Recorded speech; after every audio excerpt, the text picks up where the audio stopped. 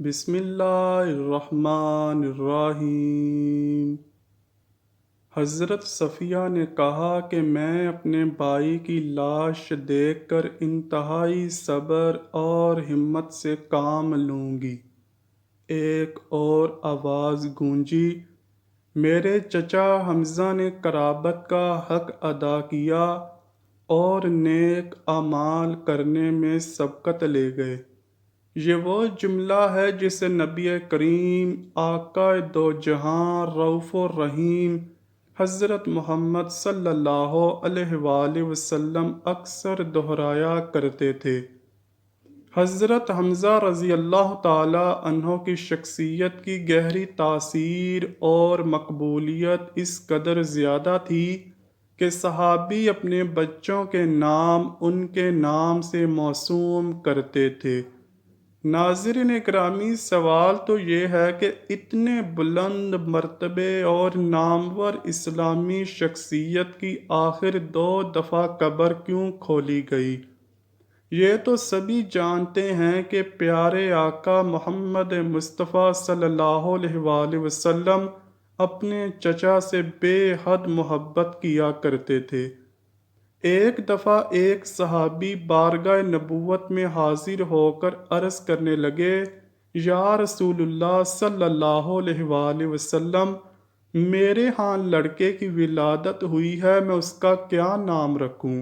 تو رحمت عالم صلی اللہ علیہ وآلہ وسلم نے ارشاد فرمایا، لوگوں میں مجھے اپنے چچا حمزہ سے محبت ہے، لہٰذا انہی کے نام پر اپنے بچوں کا نام رکھو۔ نبی آخر الزماں حضرت محمد صلی اللہ علیہ وآلہ وسلم کی ولادت سے 2 سال پہلے آپ کے چچا اور رضائی بھائی سید الشہداء شیر خدا حضرت حمزہ بن عبد المطلب پیدا ہوئے۔ آپ کی کنیت ابو عمارہ تھی۔ آپ نہایت حسین و جمیل، دبلے پتلے، چوڑی چھاتی اور دراز قد تھے۔ آپ اپنے بھتیجے حضرت محمد صلی اللہ علیہ وآلہ وسلم سے بے پناہ محبت کرتے تھے اور ان کی حفاظت میں پیش پیش رہتے، بلکہ اگر یہ کہا جائے کہ ان کے سامنے ہوتے ہوئے کسی کافر کی جرأت نہ ہوتی کہ نبی کریم صلی اللہ علیہ وآلہ وسلم کے خلاف کوئی نازیبا لفظ بھی بول دے۔ اسی طرح اعلان نبوت کو 6 سال گزر چکے تھے۔ ایک دن کوہ صفا کے قریب ایک باندی نے آپ کو شکار سے واپسی پر روکا اور کہنے لگی، اے ابو عمارہ، کاش آپ پہلے آ جاتے، ابھی تھوڑی دیر پہلے ہی ابو جہل نے آپ کے بھتیجے محمد صلی اللہ علیہ وآلہ وسلم کو گالیاں نکالی ہیں اور ہاتھا پائی بھی کی، لیکن محمد صلی اللہ علیہ وآلہ وسلم نے کوئی جواب نہیں دیا اور چلے گئے۔ یہ سنتے ہی آپ جوش میں آ گئے، تیزی کے ساتھ خانہ کعبہ کی طرف بڑھے، بغیر کسی اور طرف متوجہ ہوئے سیدھا ابو جہل کے پاس گئے اور جاتے ہی اس کے سر پر زور سے اپنی کمان دے ماری۔ ابو جہل کے سر سے خون کا فوارہ نکل پڑا اور ساتھ ہی فرمانے لگے، آج سے میرا دین وہی ہے جو میرے بھتیجے محمد صلی اللہ علیہ وآلہ وسلم کا ہے۔ اگر کسی میں طاقت ہے تو مجھے روک کے دکھائے۔ آپ مدینہ تشریف لائے تو اسلامی لشکر کے پہلے علمبردار بنے۔ 2 ہجری میں ہونے والی پہلی جنگ میں آپ نے بے شمار کافروں کو جہنم واصل کیا۔ مکہ کے مشہور جنگجو اور پہلوان عتبہ کو حضرت حمزہ نے ہی ایک ہی وار میں ختم کیا، جس کے بعد عرب میں حضرت حمزہ کی داغ بیٹھ گئی۔ 15 شوال المکرم 3 ہجری غزوہ احد شروع ہوتا ہے کہ جس میں کفار غزوہ بدر کا بدلہ لینے کے لیے مسلمانوں پر حملہ کرتے ہیں۔ ان کا سب سے بڑا مقصد حضرت حمزہ کو شہید کرنا ہے، کیونکہ جتنا نقصان غزوہ بدر میں کفار مکہ کو انہوں نے دیا اور کوئی نہ دے سکا۔ جبیر بن مطعم نے اپنی غلام وحشی کو جو کہ نیزہ چلانے میں ماہر تھا، اس کو لالچ دیا کہ اگر تم میرے چچا کو قتل کرنے والے حضرت حمزہ کو شہید کر دے گا تو تجھے آزاد کر دیا جائے گا۔ ہند زوجہ ابو سفیان نے بھی وحشی کو کثیر انعام کا لالچ دیا، کیونکہ ہند کے باپ عتبہ کو حضرت حمزہ نے جنگ بدر میں قتل کیا تھا۔ چنانچہ وحشی نے حضرت حمزہ کو دھوکے سے کسی اور سے لڑائی کے دوران پیٹ میں دور سے نیزہ مار کر بے دردی سے شہید کیا۔ یہ سارا واقعہ اسی طرح بخاری اور مسلم میں روایت ہوا ہے۔ حضرت حمزہ کا پیٹ چاک کر کے ان کا کلیجہ نکال کر ہندا نے چبانا شروع کیا، اور پھر ہندا نے کافر عورتوں کے ساتھ مل کر حضرت حمزہ کے ناک کان کاٹ کر انہیں لڑی میں پرو کر ان کے کڑے، بازو بند اور پازیب بنائے اور انہیں پہن کر مکہ میں داخل ہوئیں۔ جب نبی کریم صلی اللہ علیہ وآلہ وسلم نے حضرت حمزہ کے جسم کو دیکھا تو آپ رونے لگے۔ آپ کے کٹے ہوئے جسم کو دیکھ کر شدت غم سے رسول اللہ صلی اللہ علیہ وآلہ وسلم کی آواز بلند ہوئی اور فرمایا، حمزہ سید الشہداء ہیں۔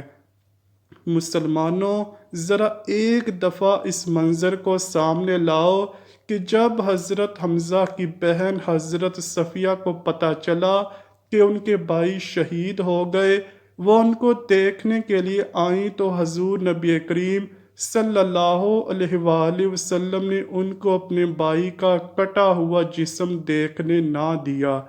خیر، حضرت صفیہ کی لائی گئی چادر میں حضرت حمزہ کو کفن دیا گیا۔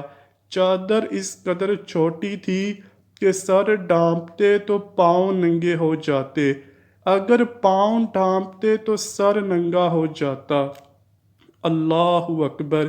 حضور نبی کریم صلی اللہ علیہ وآلہ وسلم فرمانے لگے کہ سر کو ڈھانپ دیا جائے اور پاؤں پر گھاس ڈال دی جائے۔ ناظرین گرامی، حضرت حمزہ کی قبر کشائی کی پہلی روایت حضرت جابر نے بیان کی ہے، جسے امام مسلم اور بخاری نے روایت کیا ہے۔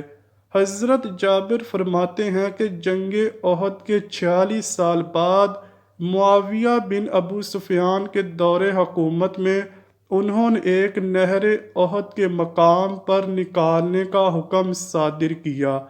جب اس نہر کا کام شروع ہوا تو منادی نے مدینہ میں یوں صدا لگائی، جن لوگوں کے شہید رشتہ دار احد میں دفن ہیں، قبر کشائی کر کے اپنے اپنے شہداء کے جسد کسی دوسری جگہ منتقل کر لیں تاکہ وہ پانی سے محفوظ رہ سکیں۔ حضرت جابر بن عبداللہ فرماتے ہیں کہ یہ سن کر مدینہ والے احد کی طرف نکل پڑے، جن میں خود میں بھی شامل تھا، کیونکہ میرے والد عبداللہ بھی احد کی جنگ میں شہید ہوئے تھے اور وہاں ہی دفن تھے۔ میرے والد عبداللہ اور عمرو بن جموع ایک ہی قبر میں دفن تھے۔ شہادت کے وقت عمرو بن جموع کی پیشانی زخمی تھی اور میرے والد نے عمرو کی پیشانی پر ہاتھ رکھا ہوا تھا۔ اسی حالت میں دونوں شہید ہوئے، اس لیے جب صحابہ ان کا ہاتھ ہٹاتے تو پیشانی سے خون نکلنے لگتا، جس کی وجہ سے رسول اللہ صلی اللہ علیہ وآلہ وسلم کے حکم کے مطابق ان دونوں کو اسی حالت میں ایک ہی قبر میں دفن کیا گیا۔ حضرت جابر بن عبداللہ فرماتے ہیں کہ جب حکومتی سپاہیوں نے میری موجودگی میں میرے والد عبداللہ اور عمرو کی قبر کھولی تو جیسے ہی عمرو کی پیشانی سے میرے والد کا ہاتھ ہٹاتے تو تازہ خون کے فوارے نکلنا شروع ہو جاتے۔ یہ معاملہ دیکھ کر انہوں نے قبر بند کر دی۔ اس کے بعد سپاہی حضرت حمزہ کی قبر کی طرف بڑھے اور قبر کھودتے ہوئے حضرت حمزہ کے پاؤں پر کدال لگی تو ان کے پاؤں سے تازہ خون نکلنے لگا۔ حضرت جابر روایت فرماتے ہیں، میں اس بات کا عینی شاہد ہوں کہ تمام شہداء کے جسم تر و تازہ تھے، اور حضرت حمزہ تو ایسے لگ رہے تھے کہ جیسے آرام کی نیند سو رہے ہیں۔ جب سپاہیوں نے شہداء کا یہ عالم دیکھا تو مزید قبر کشائیوں کو روک دیا اور دوبارہ سبھی کو اسی حالت میں دفن کر دیا جیسے پہلے تھے۔ حضرت حمزہ کی دوسری دفعہ قبر کشائی ترک سلطان عبد الحمید ثانی کے دور میں انہوں نے 1904 میں کروائی۔ جب انہیں خواب میں یہ اشارہ ہوا کہ حضرت حمزہ کے جسد مبارک پر پانی موجود ہے، انہوں نے قبر کو کھدوا کر اس کے ارد گرد 50 گہرائی تک سیسہ پلائی دیواریں بنا دی۔ اللہ پاک سے دعا ہے کہ اللہ پاک ہم سب کو اپنے پیارے حبیب نبی کریم صلی اللہ علیہ وآلہ وسلم اور ان کے اہل بیت کی سچی و پکی محبت عطا فرمائے، آمین یا رب العالمین۔ امید کرتا ہوں کہ آپ کو ویڈیو ضرور پسند آئی ہوگی۔ اگر ویڈیو پسند آئی ہے تو ویڈیو کو لائک کیجئے، شیئر کیجئے اور چینل کو لازمی سبسکرائب کیجئے۔ ملتے ہیں اگلی ویڈیو میں، تب تک کے لیے اللہ حافظ۔